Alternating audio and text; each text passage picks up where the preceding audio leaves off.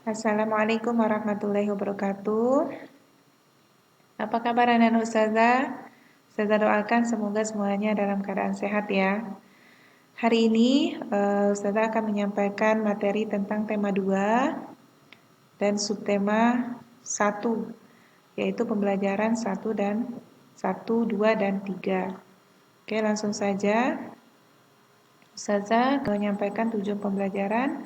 Yang pertama, peserta didik dapat menjelaskan isi teks, menyajikan informasi penting dalam bentuk peta pikiran, mengetahui sistem pernapasan hewan, menjelaskan fungsi alat pernapasan pada manusia, mengenal usaha di bidang pariwisata, menjelaskan hubungan hak dan kewajiban, dan mengenal tangga nada diatonis minor dan mayor.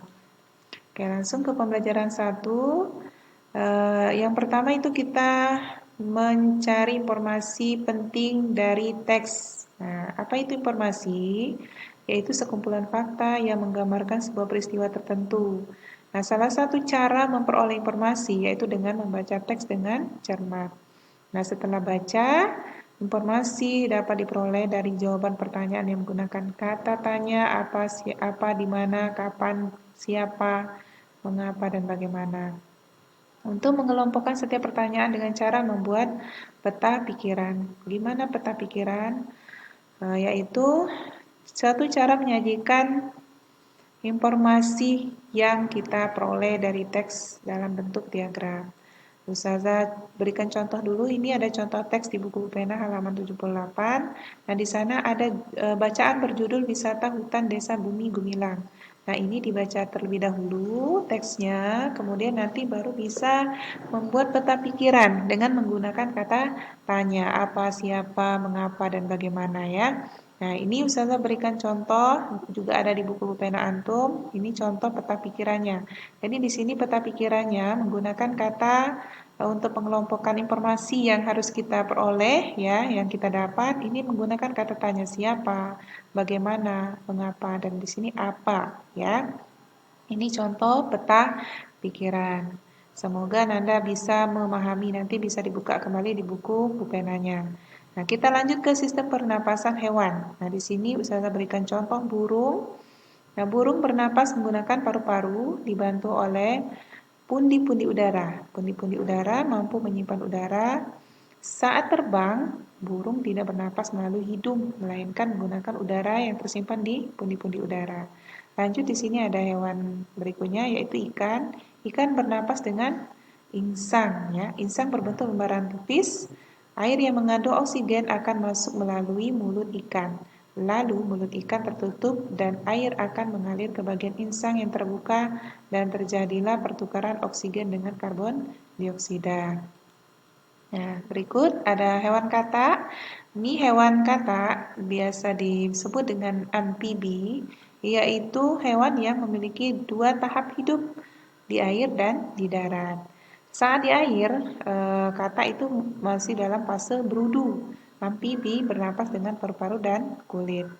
Amfibi memiliki kulit yang selalu lembab dan basah untuk membantu pertukaran oksigen dan karbon dioksida.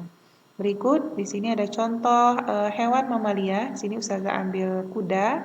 Ya, mamalia bernapas dengan menggunakan paru-paru. Oksigen masuk melalui hidung ke tenggorokan lalu ke paru-paru. Karbon dioksida dikeluarkan melalui jalur yang sama. Mamalia yang hidup di air itu bernapas dengan memunculkan diri di permukaan air secara berkala untuk mengambil udara. Lanjut di sini ke pembelajaran 2. Di pembelajaran 2 kita mempelajari tentang alat-alat pernapasan pada manusia. Nah, ini Ananda semuanya insya Allah udah tahu ya bahwa kita bernapas melalui hidung. Nah, di hidung itu ada penyaringan debu atau kotoran yang berasal dari udara. Udara itu disaring oleh rambut hidung dan debu menempel bersama lendir. Ini penyesuaian suhu dan kelembapan udara untuk memudahkan proses penyebaran gas di dalam tubuh. Ini fungsinya ya. Nah, kemudian ada trakea, yaitu tenggorokan. Apa fungsinya? Itu sebagai penghubung antara bagian hidung dan paru. Antara rongga hidung dan trakea itu terdapat faring yang merupakan pertemuan rongga hidung dan rongga mulut. Kemudian di trakea itu terjadi penyaringan kembali udara yang masuk dan mengantarkan udara ke paru-paru. Nah, lanjut ke paru-paru ya. Di paru-paru itu ada bronkus. Nah, apa itu bronkus ya? Adalah dua percabangan dari trakea yang menuju paru-paru kanan dan kiri. Kemudian setiap bronkus itu mengalami percabangan lagi yang disebut dengan bronkeolus. Nah, di ujung bronkeolus terdapat alveolus yang berfungsi sebagai tempat pertukaran oksigen dan karbon dioksida. Ini untuk proses pernapasan pada manusia. Nah, di sini kita juga mempelajari tangga nada ya. Tangga nada merupakan urutan nada yang disusun secara berjenjang. Salah satunya adalah tangga nada diatonis, yaitu rangkaian 7 nada dalam satu oktav yang memiliki susunan tinggi nada yang teratur.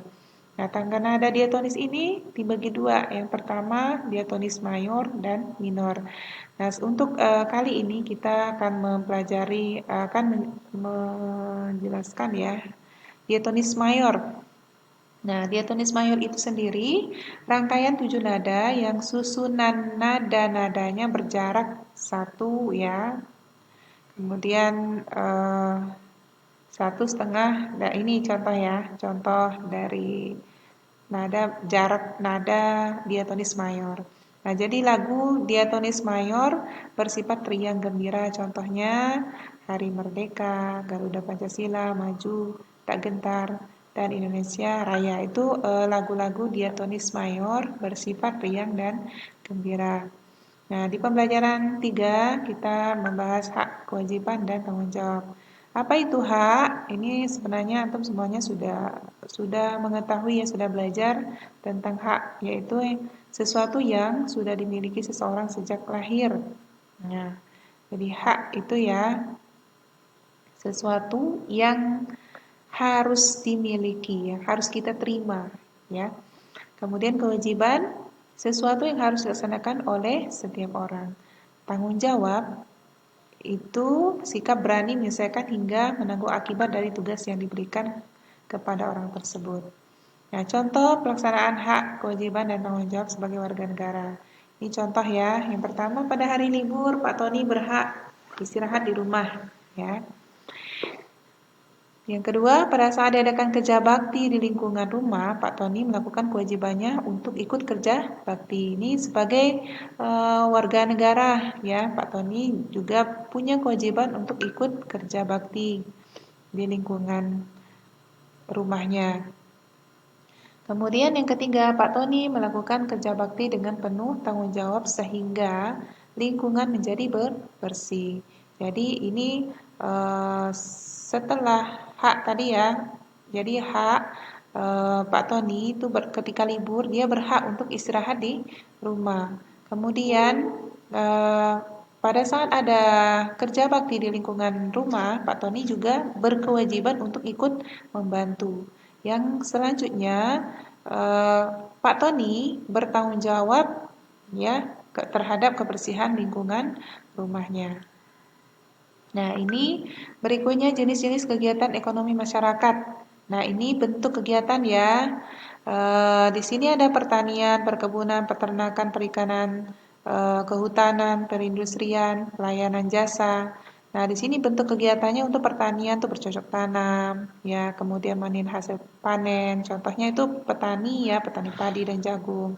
Untuk perkebunan itu perkebunan banyak ya, menanam kopi, kelapa sawit dan seterusnya. Ya, kemudian peternakan, pembudidayaan ternak, contohnya ayam, kambing, sapi, kerbau. Kemudian perikanan tuh pembudidayaan ikan air tawar dan air laut, contohnya tambak udang.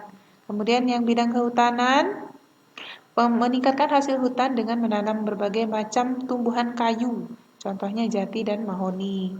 Nah, kemudian di sini ada perindustrian, mengolah bahan mentah menjadi barang jadi. Contohnya pabrik makanan, kaleng, pabrik sepatu, dan pabrik kertas. Yang terakhir ini ada pelayanan jasa, yaitu melayani masyarakat, bentuk layanan terhadap konsumen, misalnya dokter, pegawai asuransi, penjahit, arsitek, guru juga ya, itu merupakan pelayanan jasa. Oke, itu saja untuk pembelajaran tema kita hari ini. Semoga bisa dipahami. Ustazah menyampaikan di situ secara umum ya, karena nggak bisa lebih detail, dan insya Allah anak ustazah ada bukunya semuanya. Jadi nanti untuk pengetahuan tambahannya silakan Ananda untuk membaca di buku tema atau buku bupenanya di rumahnya masing-masing. Insya Allah nanti di video selanjutnya saya akan menjelaskan di pembelajaran 4, 5, dan 6. Oke, itu saja. Semoga bermanfaat. Semoga Anda semuanya tetap semangat belajar. Ustazah tutup ya. Wassalamualaikum warahmatullahi wabarakatuh.